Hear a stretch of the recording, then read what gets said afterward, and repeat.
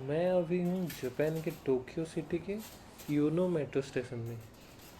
और मुझे दिखाई दिया ये वेंडिंग मशीन रिफ़िल कैसे होते हैं। आपने वेंडिंग मशीन तो बहुत जगह देखे होंगे, मतलब जापान में तो हर जगह रहते हैं वेंडिंग मशीन, लेकिन वो रिफ़िल कैसे होते हैं वो बहुत कम देखे होंगे।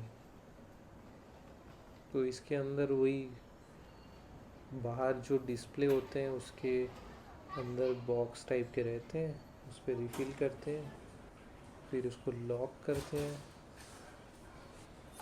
फिर ये साइड में एक बॉक्स टाइप का है आई गेस।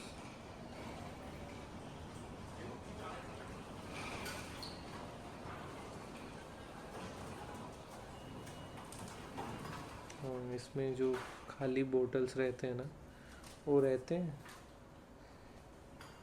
फिर ये निकाल रहे हैं। फिर आई थिंक इस पे नया प्लास्टिक बैग डालेंगे। Yes, nice.